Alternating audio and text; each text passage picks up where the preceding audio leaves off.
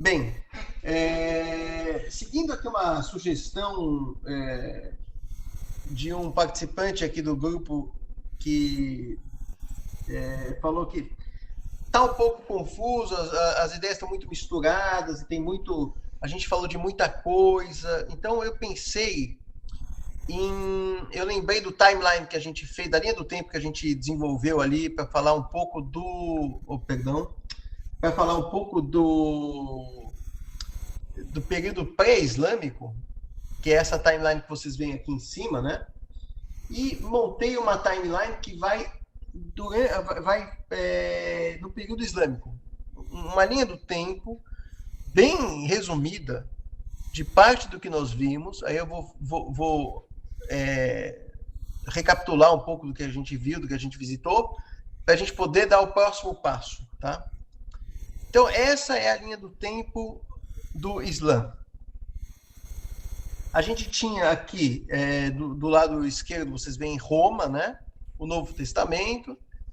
E depois de tudo isso, depois do Novo Testamento, depois, obviamente, do Velho Testamento, do judaísmo, do cristianismo, surge na Península Arábica, oriundo de uma família, de um clã dos Coraxitas, dos Hashemitas, da tribo dos Coraxitas,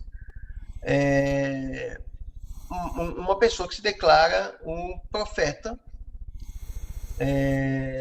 o profeta dos árabes, né? O profeta dos árabes, chamado Muhammad, ou Maomé. Ele nasce no ano 570 e começa a receber as revelações aos 40 anos de idade. Então, já no século VII. Então, vou ter que aqui fazer, gerir aqui um pouquinho. Bem, então, quando Maomé morre, ele não deixa, ou ele não deixa muito claro, né, quem é o sucessor. Existe uma tradição tribal árabe de escolha de um sucessor, e passou a existir também um critério de que a gente trabalhou um pouco, que é aquele conceito de a família da casa, ou em árabe, Ahl al-Bait, que seria um conceito oriundo da casa de Davi, né, a partir da qual os descendentes de Davi reinariam o reino de Israel. E no caso do mundo islâmico, passou a ter uma discussão de quem seria o sucessor do profeta Maomé. Em árabe, a palavra para sucessor é califa, khalifa, né?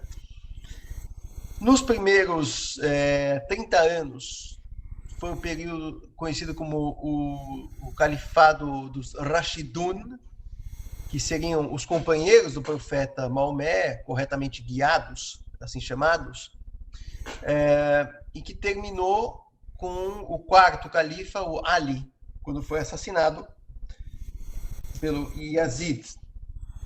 E o Yazid deu origem a essa nova dinastia, que é a dinastia dos Umaydas.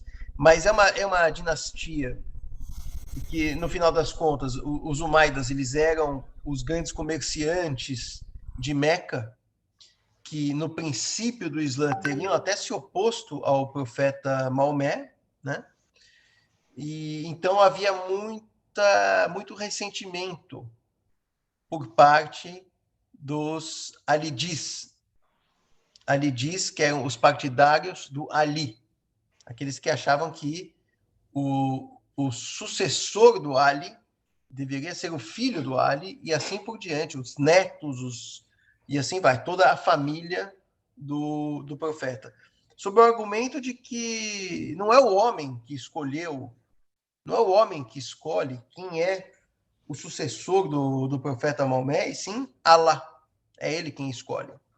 Bem, obviamente, nesse período de muita insatisfação, muitas revoltas, muitas conquistas também, né? Os Umáidas, eles chegam até a Espanha, eles conquistam a Espanha, deixa eu só aqui admitir a Lete aqui, eles chegam até a Espanha, mas do outro lado, que não é a Espanha, do lado ali do Khorasan, que era uma província afastada de Damasco também, veja, os Umáidas, eles tinham a sua sede em Damasco, e uma extensão territorial tão grande que ia da Espanha até quase a China. Como você cuidar disso? Então você delega governadores e pede fidelidade a eles. Né? Na ocasião era assim que funcionava. Os emirs, os governadores, eles iam governando cada um essas províncias mais afastadas. Existia nessa província, particularmente a província de Khorasan, existia um conflito entre as tribos árabes que teriam migrado para o Irã. Khorasan é onde hoje é o Irã, né? Tribos árabes que teriam confederações de tribos árabes que teriam migrado ao longo dessas conquistas dos árabes no Irã. Não era um monolito, né? Os árabes não eram um grupo fechado e todo mundo é amigo, né? Existiam conflitos entre as tribos, principalmente as tribos do norte e chamada Yaman, as tribos do sul, do Iêmen, né? E é nesse ambiente conflituoso que vai surgir um movimento que eles chamavam de Adawa, a propaganda de um movimento que vai derrubar os Umáidas. É uma revolução fenomenal no mundo islâmico, marcante, que é a revolução dos Abássidas. Né? Os Abássidas, eles têm todo um caminho complexo para explicar como eles adquiriram uma certa legitimidade. Afinal de contas, eles não eram descendentes diretos do profeta, embora eles fossem, de alguma maneira, da família maior, né? Não é o tio do profeta. Então, por exemplo, existia um claim que dizia, olha, Ali, um partidário do Ali, que era o genro do profeta, ele falava, tem que ser o próximo califa tem que ser o neto, bisneto do Ali. Certo? Por que tem que ser isso? Porque a Fátima, que é a filha do profeta, é a mãe dessa turma toda, então esse pessoal são os próximos descendentes. Já o Abbas, que era o tio do profeta, falava, um tio vale mais do que uma filha, do ponto de vista, veja, é uma religião centrada no homem, né? Então, assim como o judaísmo, enfim. Então, a mulher tinha menos valor do que o homem. A filha do profeta, tudo bem, mas e eu que sou o tio do profeta? Então, os meus descendentes também têm esse direito. E essa é uma das coisas um dos motivos pelos quais os abacidas acabaram conseguindo uma certa legitimidade e assumiram um califado, fundaram Bagdá no ano de 732, e ali a gente comentou no encontro anterior um pouco sobre a Bait al-Hikmah, a Casa do Saber, o período dourado da história do Islã. Curiosamente, estava discutindo isso com um amigo meu sobre esse período dourado da história do Islã, e ele me falou uma coisa correta. Ele falou, olha, muito cuidado, né, com esses nomes que a gente dá, o período dourado, porque, de fato, para um muçulmano, o período dourado é o período que surgiu o profeta Maomé. É ali que é o período dourado. Essa a historiografia, a periodização que é dada é uma visão ocidental dessa história, talvez, e inescapável, né? Muito bem. Eu também comentei um pouco sobre o século xiita no Islã, que foi um período onde surgiram outros califados, outros grupos atribuíram a si um califado. Um deles, também por meio de dawa, da propaganda, através dos dai, que eram os propagandistas, inclusive o Maomé era considerado um dai Allah, um propagandista de Deus, né? A dawa era o caminho para a criação da daula, o Estado. E o Estado fatimida foi fundado também nessas bases, nesse caso, sob a descendência da Fátima, por isso os fatimidas, né, são os descendentes, filhos, netos, bisnetos, gerações e gerações de sucessores da linhagem de Maomé através da Fátima. Esses fatimidas surgiram na Tunísia e desceram até o Cairo. No Cairo, eles fundaram o Cairo, na verdade, a cidade do Cairo, existia uma cidade chamada Fustat, que hoje é o subúrbio do Cairo. O Cairo acabou sendo fundada pelos fatimidas, que também fundaram a Universidade Al-Azhar, ali no Cairo, a universidade mais antiga do mundo, talvez. Já ali no... Então, o califado abássida, ele já não tinha a dimensão do califado omíada, que tinha ido da Espanha até a China, quase, né? O califado dos abássidas, ele não estava, ele já não tinha nem o Egito. O Egito e a Meca e Medina eram parte do califado fatimida. Isso fez com que os umáidas, lá na Espanha, se declarassem califas também. Então, a gente passou a ter um período com 3 califados. O califado na Espanha, o califado no Cairo e o califado em Bagdá. E esse califado de Bagdá, ele foi lentamente perdendo o poder, porque os califas acabaram, bem resumidamente, né, tendo muitos escravos de origem turca, que eram possessões desses califas e das pessoas mais ricas e tal. Uma possessão em árabe, a palavra para posse, né, a possessão é mamluk. Malik é rei, mamluk é o que pertence ao rei. Então, os mamelucos eram escravos, simplesmente escravos de origem turca, circassianos, turcos, e em algum momento ali do califado, eles já estavam controlando os califas. Você já não tinha... O califa, ele acabou sendo um puppet, um fantoche nas mãos dos turcos que estavam ali em Bagdá. Tá bom? Então, esse é o contexto. Também falamos da Espanha, né? Um pouquinho, mas esse é o contexto que eu queria falar para vocês, um resumo aqui de tudo que a gente viu. Tem alguém quer comentar alguma coisa? Alguém quer fazer pergunta? Por hora, não. Por hora não, tudo bem? Façam perguntas. Você volta no slide lá? Volto. Vamos aqui, ó. Diga.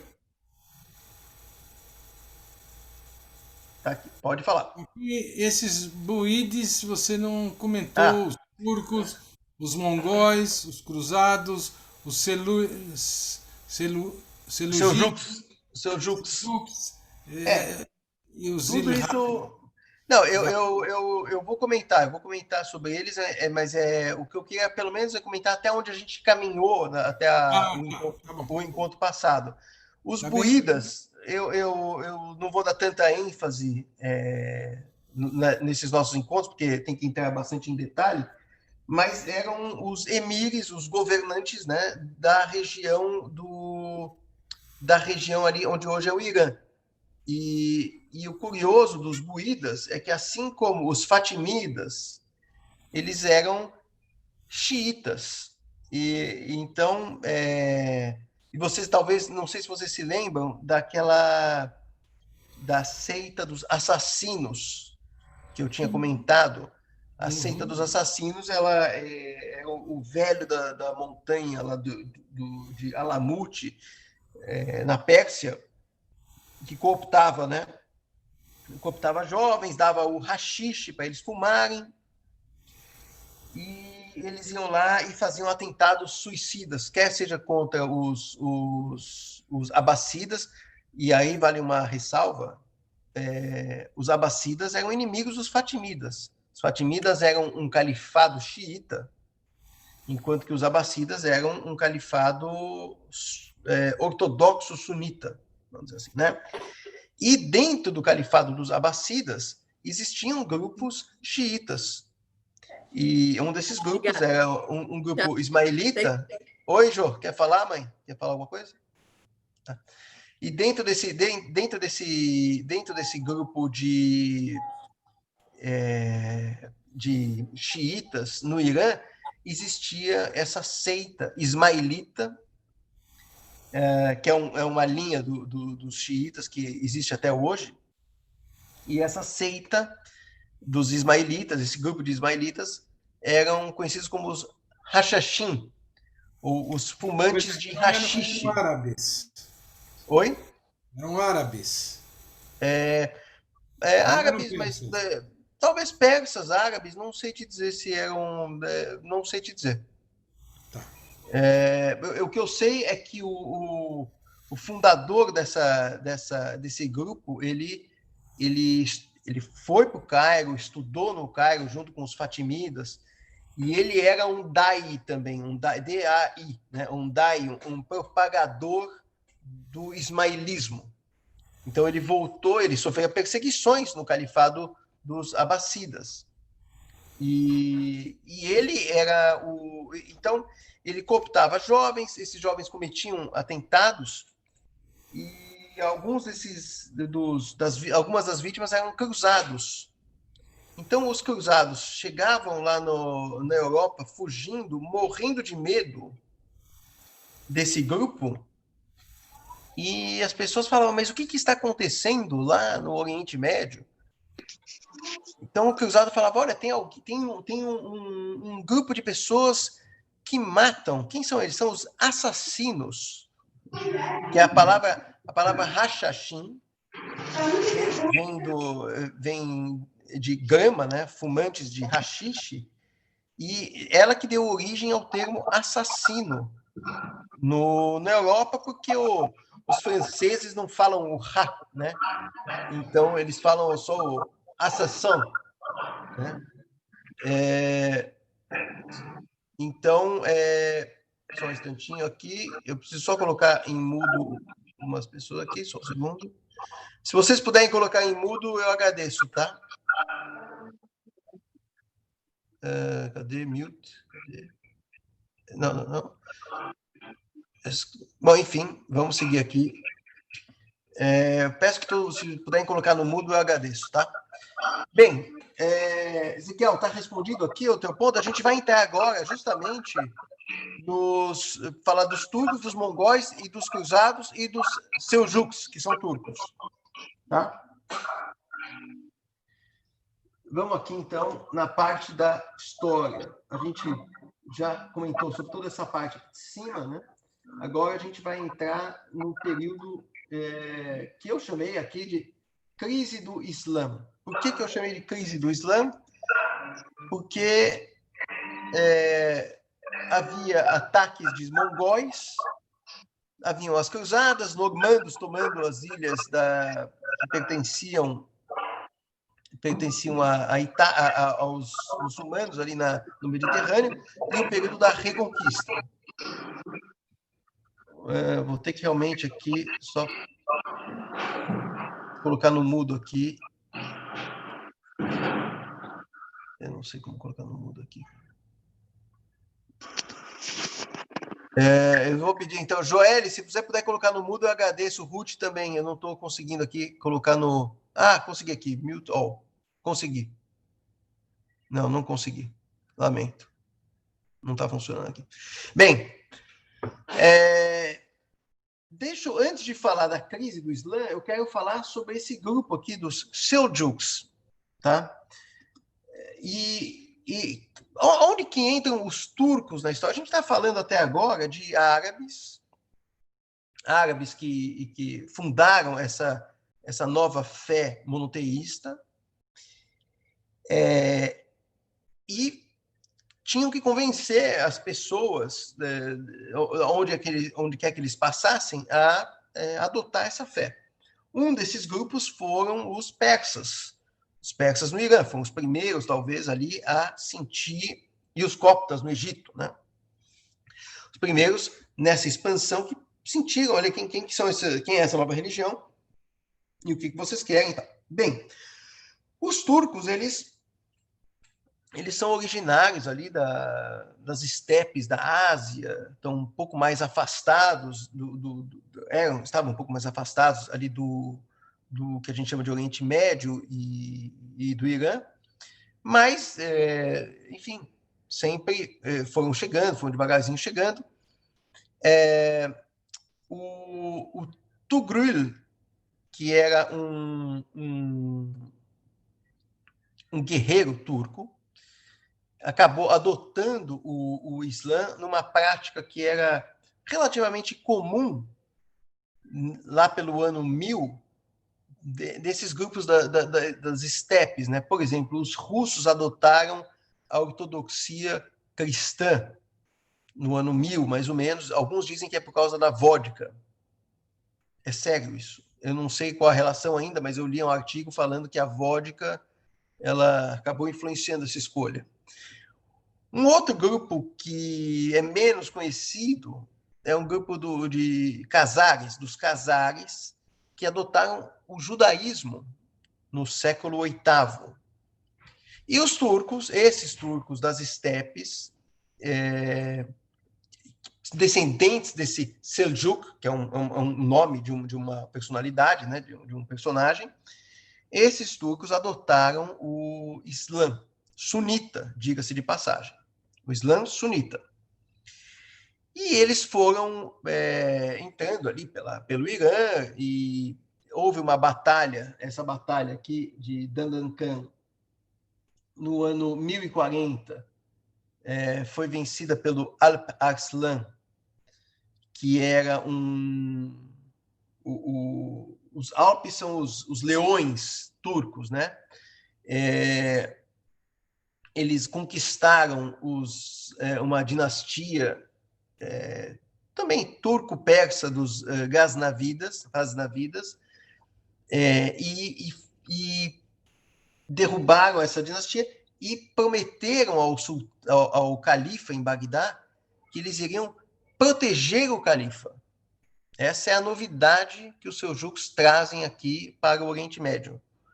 Eles não se arrogaram os califas, porque existia uma disputa dentre a tribo dos Coraixitas, ou até a família do profeta, mas um turco se declarar califa, naquele momento, não era impensável, né?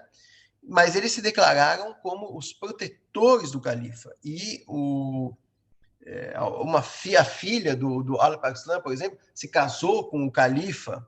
Então, o califa acabou dando esse título de sultan, que em turco é protetor. O sultan não é o califa, são dois títulos diferentes, né? Então, eles se tornaram os sultões de Bagdá, do califado de Bagdá. Tudo que o califa precisava, né? O califa estava enfraquecido, era fantoche, e então os turcos ali protegendo o califa, em algo muito semelhante, eu já comentei no encontro passado, ao que talvez essa é uma comparação que eu faço, que eu nem sei se é tão, talvez seja muito simplificada, mas é mais ou menos o Carlos Magno protegendo o Papa, né, numa altura que o Papa sofria ataque dos normandos e dos lombardios, um monte de povos ditos bárbaros ali. O Carlos Magno adotou o cristianismo, né, foi lá, conquistou territórios na Alemanha e incorporou e acabou com todas as religiões que existiam ali, que não eram monoteístas,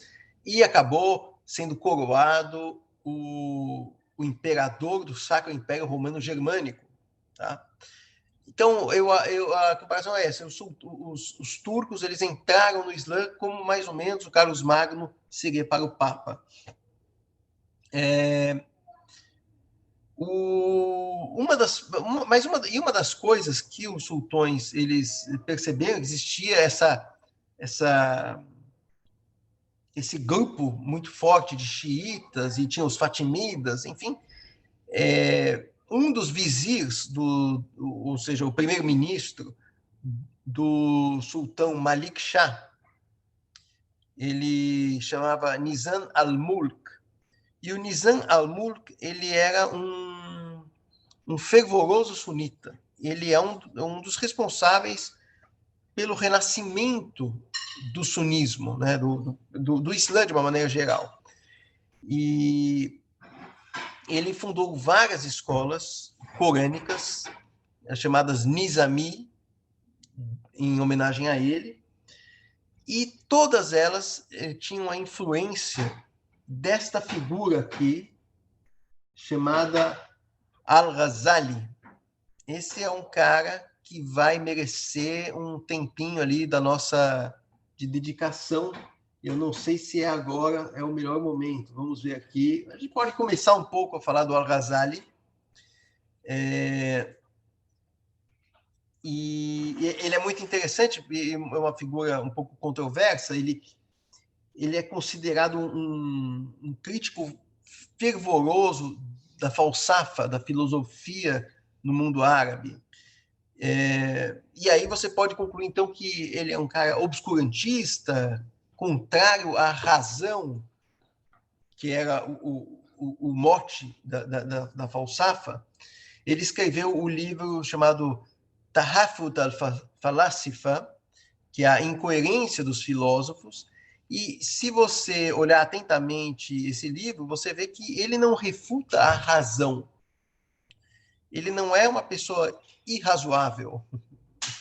Ele refuta, ele argumenta que a razão, inclusive, é uma das premissas do Islã, que precisam ser cumpridas, mas ele entende que a revelação ela está no mesmo nível da razão.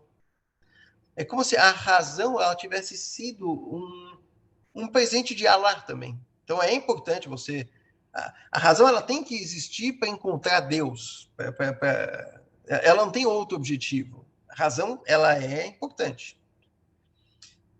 De novo, eu não sou um especialista aqui em filosofia e o Al-Ghazali eu nem sei se ele se encaixa muito na falsafa, afinal de contas ele é um crítico desses filósofos. Ele dizia que o Avicena, o nosso famoso ocidental Avicena, o Ibn Sina, tinha uma metafísica não científica. Ele não provava cientificamente as coisas. Enfim, ele acabou... Bem, uma das coisas muito interessantes do Islã é essa discussão teológica sobre o que é um infiel, se a gente pode aceitar um infiel vai para o céu, um infiel vai para o inferno. É uma discussão que a gente vai ter mais adiante, tá? Questões questões como se o Alcorão ele é um livro que foi criado a partir do nada, ele existia desde sempre. Tem questões que são muito interessantes e nem tão particulares do Islã, mesmo outras religiões têm essa discussão também. E a gente vai entrar mais adiante, mais profundamente nisso, quando a gente falar do Kalam e da Falsafa, tá? Então, por enquanto, eu prefiro não tocar muito, só dizer resumidamente que o Al-Ghazali ele era um persa, né, que estava sob a dinastia turca dos seljúcidas. Os seljúcidas eram turcos sunitas, protetores do califado de Bagdá, e, por enquanto, é isso que a gente precisa saber, tá? Eles foram se expandindo, e uma outra batalha, essa muito famosa e muito importante, é a Batalha de Manzikert, vencida pelo Malik Shah. A Batalha de Manzikert, ela abriu as portas da Anatólia para os turcos. Hoje a gente vai lá na Turquia e acha que aquilo tudo é a Turquia desde sempre, mas aquilo era, vamos dizer assim, Grécia, né? Era o Império Bizantino. Então, a Batalha de Manzikert foi vencida contra os bizantinos, abrindo as portas para a Anatólia. Depois de um certo período, uma dessas tribos, enfim, o controle de novo, um território muito amplo, e os sultões em Bagdá não tinham tanto controle assim na Anatólia, por exemplo, né? Então,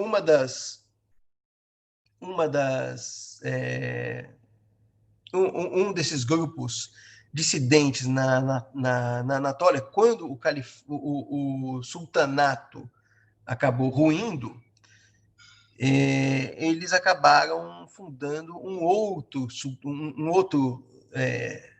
sultanato que ficou conhecido como os otomanos. Então, eles têm uma origem a partir dos seljúcidas. É uma história bem interessante que a gente vai também falar mais adiante.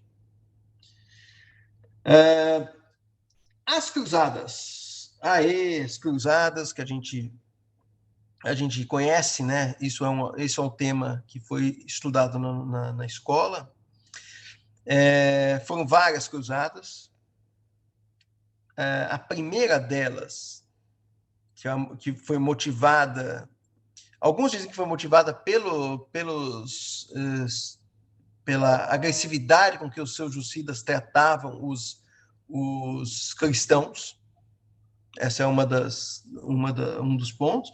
Outras dizem que aquele sultão fatimida, não sei se vocês se lembram, o do Al-Hakim, que teria profanado o Santo Sepulcro em Jerusalém, e isso teria motivado, enfim, a cristandade que estava no Oriente Médio e que fazia parte daquele grupo de protegidos do Islã, os Ahl al-Bayt, os Ahl al-Kitab, talvez tivessem pedido ajuda ali para a cristandade no Ocidente. E o Papa Urbano foi em praça pública e falou: vamos fazer a cruzada e reconquistar a Terra Santa. E aí, então, foram várias as cruzadas. Em 1099, não sei se é o Guy de Lusignan, ele derrota os fatimidas e conquista Jerusalém. Há um massacre geral na cidade de Jerusalém, judeus e muçulmanos são massacrados, e eles fundam, ao longo do caminho, eles vão fundando alguns reinos, condados, depende de quem que tomava conta, né? Então, o Principado de Antioquia, o Condado de Trípoli, o Condado de Edessa e o Reino de Jerusalém. Esses são os 4 principais estados cruzados fundados nessa altura, tá?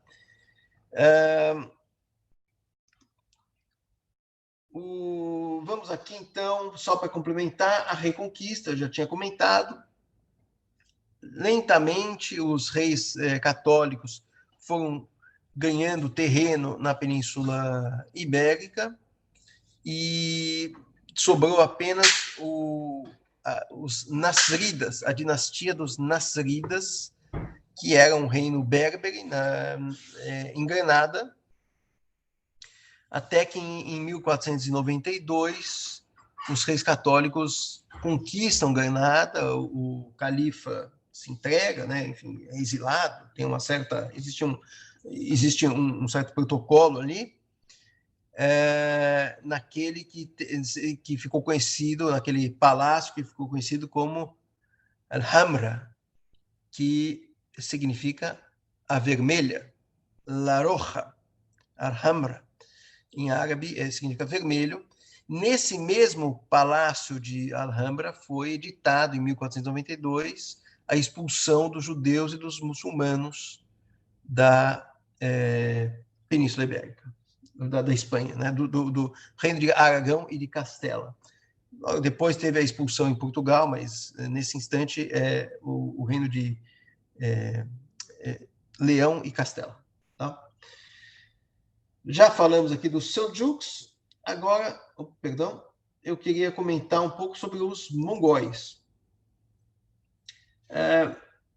Os mongóis, eles vêm da mesma região ali que os turcos, das estepes da Ásia e tal.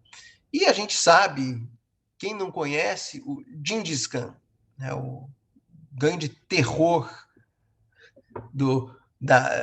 por onde ele passava, destruição completa e total. Muito bem, o Gengis Khan, ele morreu e o Império Mongol foi repartido entre vários, entre vários grupos, tá? O Joshi ficou com eu adoro esse nome, cara, a Horda Dourada, o Kanato da Horda Dourada, que é mais ou menos ali onde é a Ucrânia hoje, a Rússia, a Ucrânia. Então ele lutava ali contra os príncipes russos. O Chagatai, ele ficou com a Ásia Central, Uzbequistão, hoje é Uzbequistão, Cazaquistão, essa região, né? O Kublai Khan, ele herdou a região ali da Mongólia e da China. E o Hulagu Khan herdou a Pérsia e, vamos dizer assim, a ponta de lança, né, onde os mongóis estavam atacando, né, que era a Anatólia. Então, existia um conflito entre mongóis e turcos seljúcidas, mas uma das coisas importantes e marcantes que aconteceu no ano de 1258 é a conquista dos mongóis em Bagdá. Bagdá, cidade fundada no ano 732, tinha 500 anos, quando foi devastada, terra arrasada pelos mongóis. O califa foi jogado do alto de um minarete, acabou o califado. E a Bait al-Hikma, aquela casa do saber, foi completamente destruída, enfim. Imagina o que a gente não perdeu nessa destruição total. Quando a gente pensa no Talibã, por exemplo, explodindo aquelas estátuas de Buda no Afeganistão, ou quando a gente pensa no Daesh invadindo museus na Síria e destruindo tudo, implodindo, por exemplo, o mausoléu, acho que do Jonas, ali em Mossul.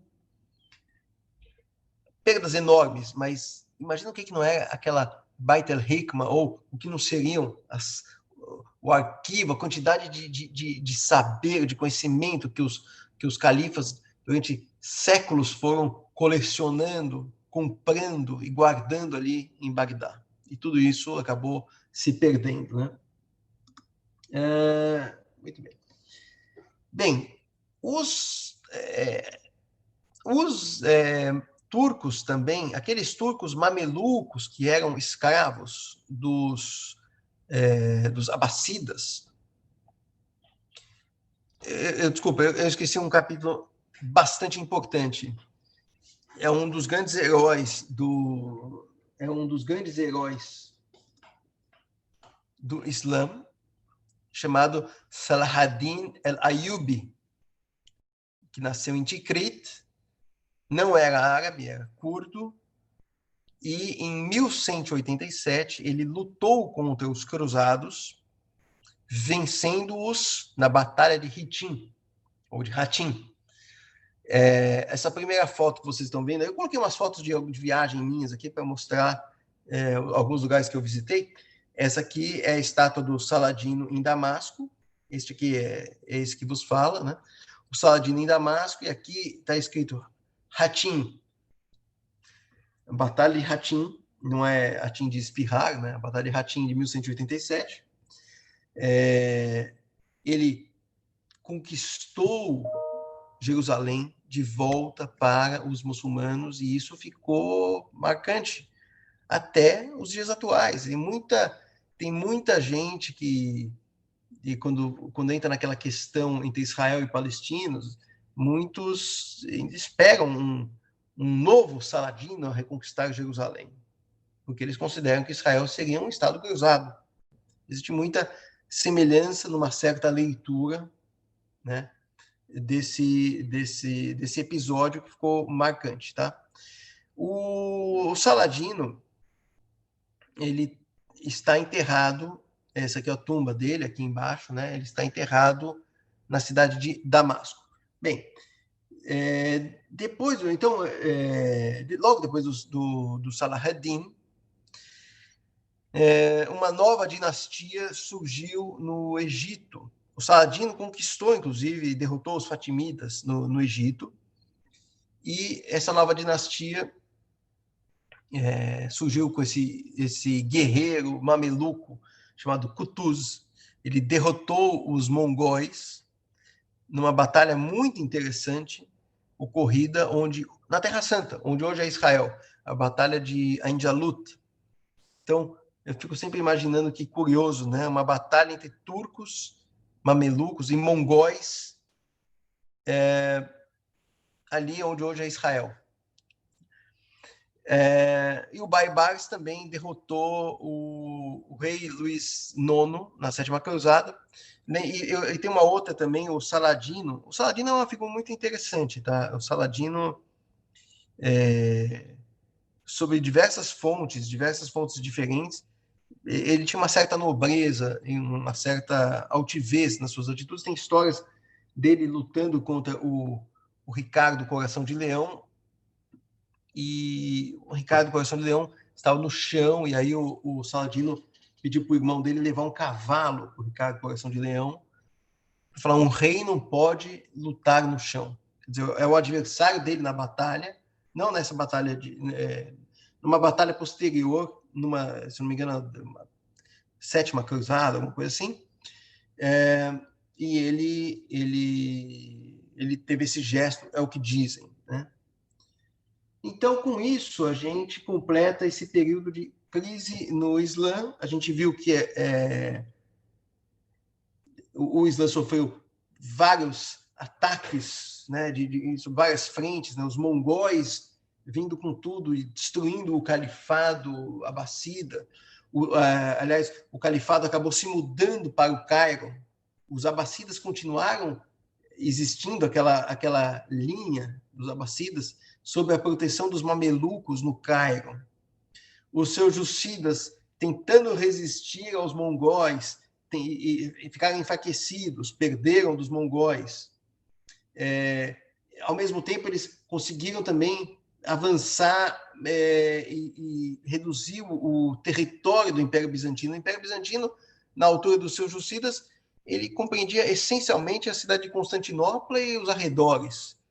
Os seljúcidas conquistaram Cônia, Iconium era o nome de Cônia, ou Niquéia, que hoje é Iznik, e já estavam ali às portas de Constantinopla, que é um sonho dos muçulmanos, hein? Desde a época, desde lá de trás, dos Umaydas, ou desde dos Rashidun, vamos até Constantinopla. Essa era uma das ideias.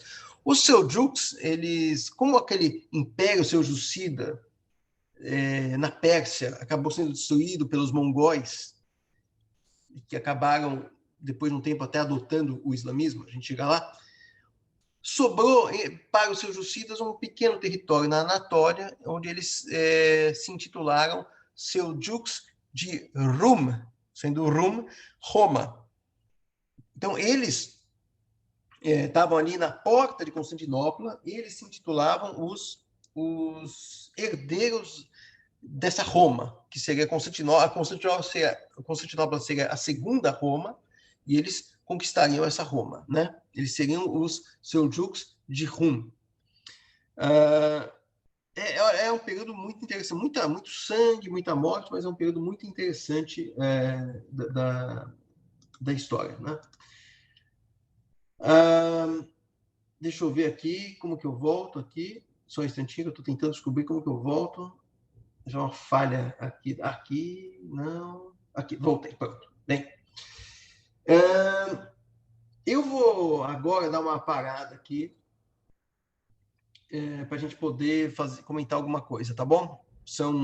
A gente já falou 50 minutos. Eu vou abrir para comentários, uns 10, 15 minutos, e aí a gente encerra. Pode ser? Então, vamos lá. Cadê aqui? Podem abrir os microfones. Como é que foi que os abacidas foram para o Cairo quando lá tinha os xiitas fatimidas? Não, na altura que eles foram, os mamelucos, o Saladino, ele já tinha derrotado os fatimidas. O Saladino, já no ano 1200, alguma coisa assim, ele já tinha criado uma dinastia que já compreendia o Egito e a Síria. E essa dinastia era uma dinastia sunita. Mas é um bom ponto que você comenta, porque, no fundo, é preciso ver o que era a população, né? Os fatimidas, eles eram os xiitas, mas eles também não eram... Tem que tomar cuidado, porque o xiita não é necessariamente o sujeito que não aceita outras opções ali, né? Você, do ponto de vista de jurisprudência, lá no Egito, tinham várias escolas sunitas de jurisprudência, ou seja, tinham vários cadis, os juízes, os cadis, que eram de visão sunita. Então, existia uma certa coexistência entre esses grupos, mas os fatimidas já tinham caído, então ficou o sultanato Ayubida, do Salahuddin el-Ayyubi, que depois deu lugar aos mamelucos. Tá? E aí os mamelucos levaram o califa para o Cairo. Ok?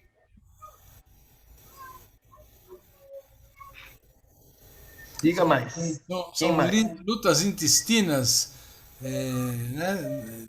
Que nós estamos vendo a expansão do Islã e agora você está focalizando lutas intestinas, né? É exato, porque qualquer religião, primeiro que não existe uma... É comum a gente falar uma certa ortodoxia, né? Olha, este é o Islã, é assim que é. E tudo que não é assim, então, são grupos ou apóstatas, ou extremos, ou etc, etc, né? Então, e o Islã ele já nasceu com uma certa... com algumas heterodoxias, né? já na sua origem, já ali no começo, naquelas primeiras guerras civis, é por isso que eu busquei falar bastante daquelas guerras civis, que elas são fundamentais para a gente compreender tudo o que aconteceu no Islã depois daquele período, e até os dias de hoje, né? Então, mas você tem razão que a expansão se deu até o século IX, vamos dizer assim, depois tem um período de estabilidade e cisões, né? Por exemplo, o Califado Abássida teve um período glorioso e depois decadente, com os escravos mamelucos. Os fatimidas também tiveram períodos muito bons, muito culturalmente falando, depois teve a decadência. E lá na Espanha, o califado dos Omíadas, que era um emirado antes, né, depois se tornou um califado, teve aquela... também decaiu, quebrou-se em vários pedaços, que são aquelas taifas, e as taifas, aí teve as invasões dos almoravidas, dos almohades, enfim, que eram mais como se fosse um Estado Islâmico da época, né? E também um período de decadência. Todos eles têm uma curva, né? Ascensão, expansão, auge, tal, e aí queda e tal. E agora a gente vai ver em breve o talvez mais longevo de todos, né? Que é a Casa de Osman. No próximo encontro a gente vai falar dos otomanos. Diga mais, pessoal, vamos lá. Mandem mais perguntas. Ficou mais claro aí o histórico? Foi bom esse mapinha aí, esse timeline que eu fiz? Ajudou ou não? Achei que foi bom. Eu não sei se a minha voz está sendo ouvida aí. Queria agora está. confirmar, porque a gente entende pouco de tecnologia. Então, bem, em primeiro lugar, que profundidade de exposição que você faz, muito, muito interessante. Eu gostaria de ser até um conhecedor muito melhor dos assuntos para poder entender essas nuances, todos essas correlações que você faz. Eu que, por exemplo, não sei qual seria a diferença de um califado para um emirado, ou, quer dizer, de uma ignorância absurda. Me desculpe. Mas a questão que eu queria colocar é uma questão bem assim de quem é iniciante no assunto. E, as cruzadas se estenderam por séculos. E qual poderia ser, assim, do ponto de vista da gente, qual a relação que esse tempo das cruzadas, os cristãos, deixaram para a cultura árabe, para a cultura em geral ali da região? Parece que na língua não há muitas heranças. Israel continua sendo, como você disse, algo que é quase que seria uma cruzada do tempo contemporâneo, não? Um Estado estranho naquele cipoal de culturas árabes, etc. Do ponto de vista assim, geral, qual é a influência das cruzadas na expansão do Islã ou na própria constituição do Islã? Olha, muita coisa. Primeiro, deixa eu só te falar que essa história de ignorância, isso enfim, o tema é tão extenso, é tão profundo. Eu, pessoalmente, gosto muito de etimologia, a origem das palavras e tal. Então, por isso que às vezes eu costumo falar, o mameluco é da palavra malik, que é rei, e o subject do rei, né? E no caso do emir, o emir Amir é comandante ou um governante, é um governador, é o governador. Então você pode ter um califado, tem vários emires, né? Tem vários governadores locais. E o sultanato, essa é uma é um ponto que se confunde muito, né? O sultan é a palavra turca para protetor. Então, ele trouxe no Islã, por exemplo, uma característica diferente, porque normalmente o Islã, aquela parte da expansão, os guerreiros eram os árabes. E chegou um determinado momento que os árabes falaram: opa, não, agora já eu estou aqui no meu palácio e eu tenho guerreiros que são turcos. É um pouco diferente e isso, obviamente, teve consequências, como a gente viu no Califado Abássida, a decadência, né? A questão das cruzadas, a gente tem que tomar talvez um certo cuidado com a análise com a comparação com os dias atuais. Quando eu digo que Israel é visto assim, um certo existe uma certa leitura dessa forma, né? Uma certa leitura que olha Israel e fala Israel mas que está também relacionado com o neocolonialismo, o colonialismo do século XIX. Então mistura-se tudo, né?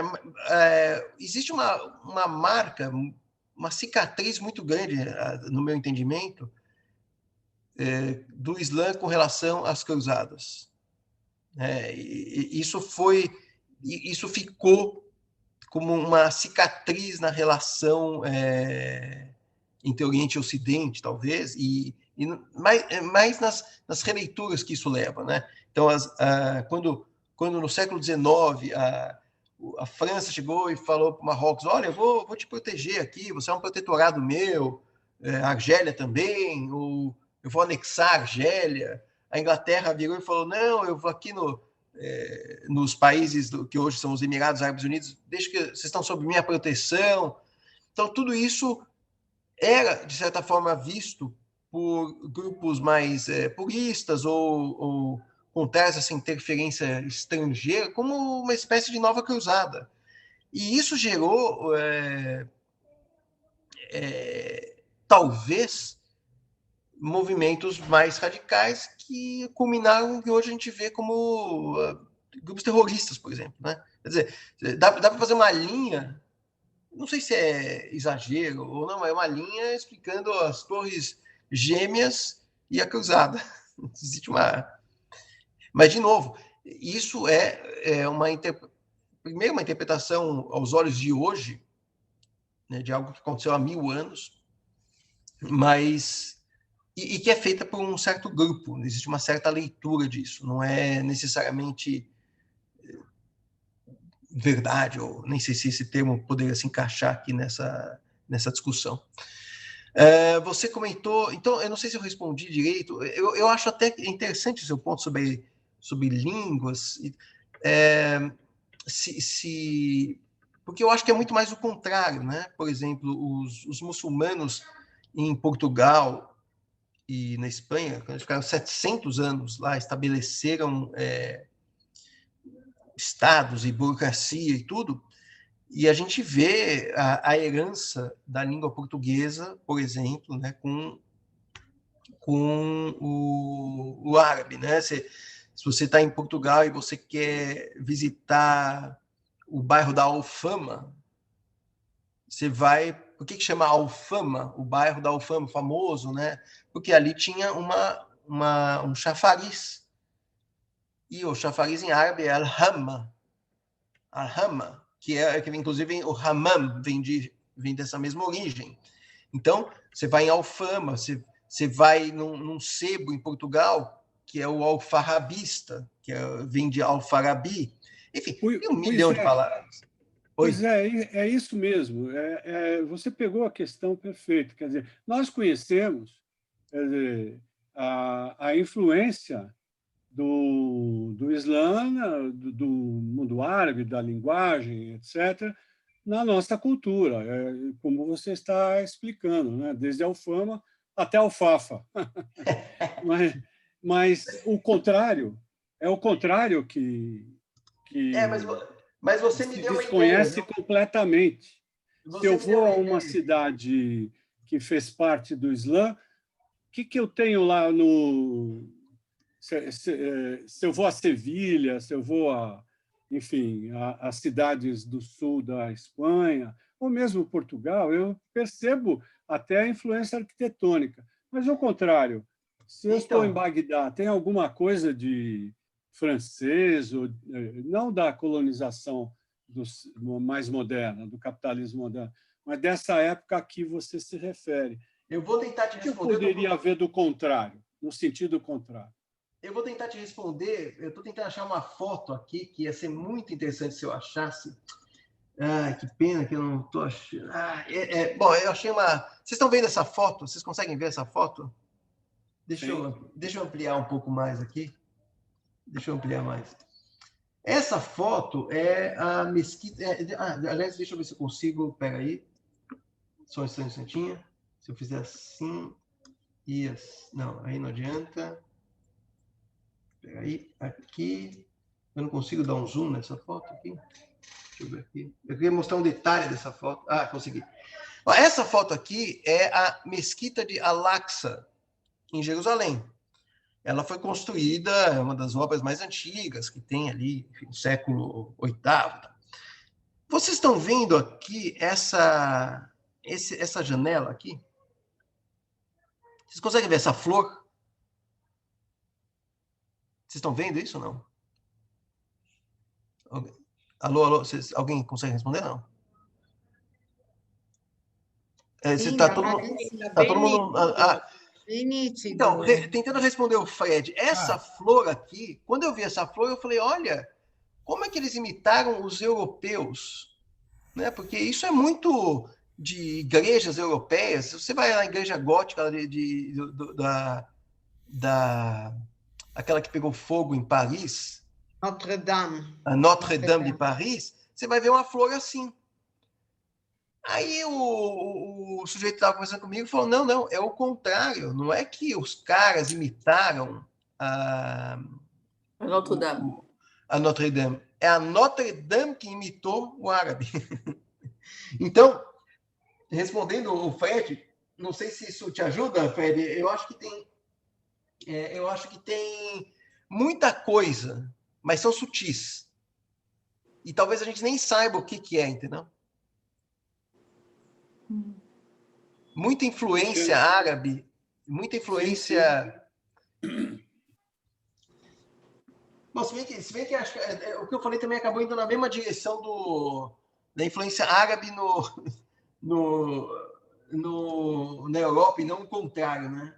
Mas enfim, não sei te dizer o que pode ter sido uma influência dos cruzados. Eles, boa parte do tempo, o reino de Jerusalém, boa parte do tempo não esteve em Jerusalém, né? Ele esteve centrado na cidade de Acre, em Israel hoje. E eles só construíam fortalezas. Eu talvez tenha uma visão um pouco diferente.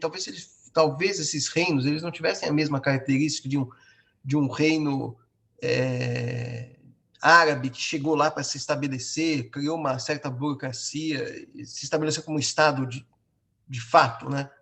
Os reinos cruzados eles eram muito maleáveis, muitas disputas internas de condes, duques e famílias e tal.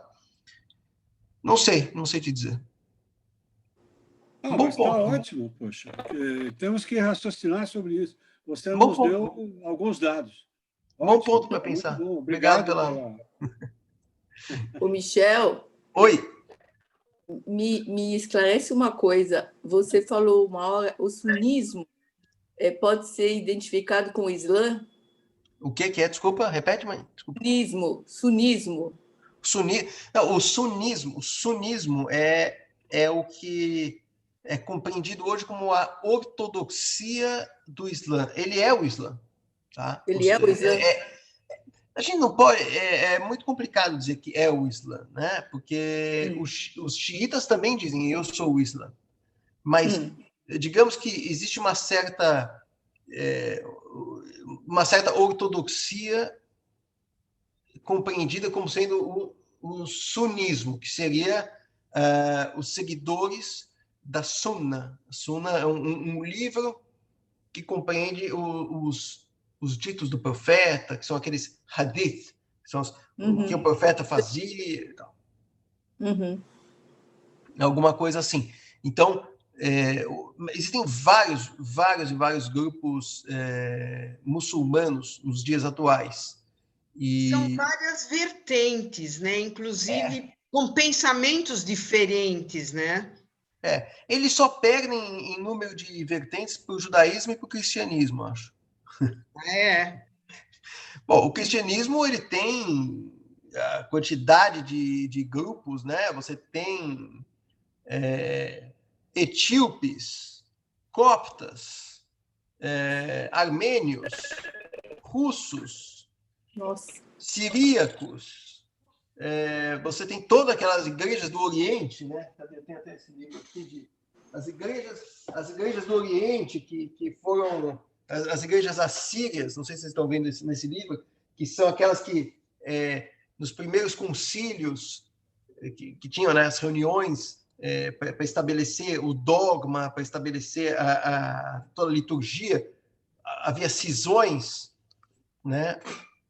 E aí você tem os católicos, você tem os protestantes, você tem dentro dos protestantes você tem os anglicanos, os calvinistas, é uma infinidade, e os muçulmanos também têm isso, e os judeus também têm isso. Tem. Então, sobre diferentes leituras, na época dos Fatimidas, diga-se de passagem, existiam duas comunidades judaicas que se davam até razoavelmente bem, que são os caraítas e os rabanitas, né, os judeus vamos dizer, seguiam o Talmud, e os judeus que seguiam apenas a Torá, o Tanar, né, os primeiros livros o Pentateuco, mais os livros de profetas, juízes, enfim. Mas não seguiam o Talmud. Então, e eram duas comunidades diferentes e coexistiam. Era possível uma certa coexistência. Só hoje em dia que ninguém aceita a divergência.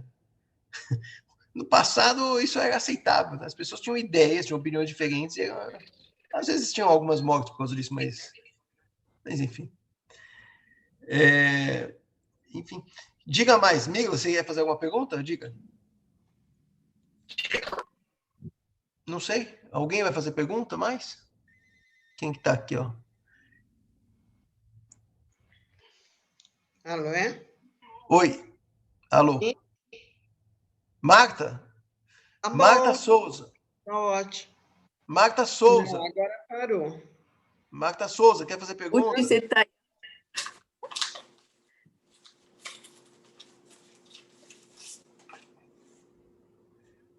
Ninguém mais quer perguntar? Então vamos encerrar, hein? Estou satisfeita, Miki. Cadê? Também. Agora que eu estou vendo todo mundo, a Arlete está aí. Arlete, não quer fazer pergunta? Obrigada. Obrigado, então. Gostei das perguntas. Eu preciso que vocês façam mais perguntas, porque isso contribui muito com a dinâmica do negócio. Se vocês puderem, depois no canal, fazer comentário lá no YouTube, eu vou mandar o link, rever, enfim. Isso ajuda, porque vai fazendo formar. Por exemplo, eu recebi críticas de que estava confuso, por isso que eu tentei montar essa linha do tempo para tentar esclarecer. Então, eu preciso saber se isso ajudou ou não. É importante que vocês... Se não ajudou, não tem problema, eu tento de uma outra maneira, tá? Não tem problema, a gente vai tentando até... O tema não é fácil, tem muitos nomes, muitos conceitos, muitos grupos, e a única coisa que talvez todos nós temos em comum a gente acha isso interessante, talvez, né? E eu queria muito falar, em breve a gente vai falar sobre a parte que eu acho mais interessante, que é um pouco da filosofia e da teologia.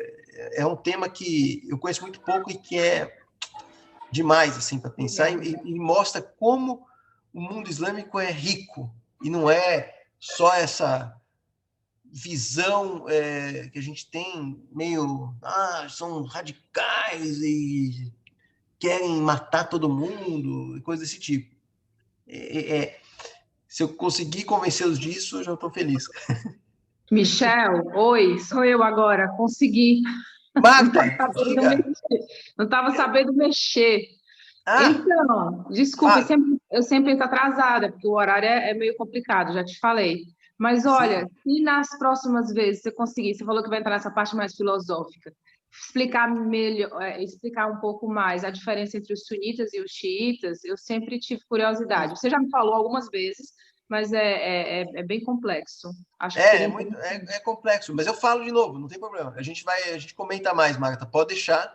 E você tem o azar de estar perto da minha casa, então a gente pode até se encontrar quando abrir o café, que ainda não abriu, está tudo Sim, fechado, sim, e aí a gente verdade. conversa pessoalmente e eu te explico. Vai ser um Verdade. prazer. Mas manda o Marta, link aqui. Manda o link. Eu vou voltar a colocar o vídeo, que eu estou muito mal educada. Vou dar uma alô para todo mundo. essa é minha colega, Prazer. Marta, minha amiga, trabalha aqui comigo, aqui em Luxemburgo. Prazer. Prazer. Muito Agora bom. sim, Marta, agora todo mundo pode te ver. Olá. Tá bem. Muito bem, então, gente. Olha, obrigado mais uma vez. Nós é que agradecemos, E realmente. até Foi muito semana que vem. esclarecedor mais uma vez. Obrigado. Até. Tchau, tchau, gente. Até mais. Beijo. Beijos. Tchau, tchau. Tchau, tchau. Tchau, tchau.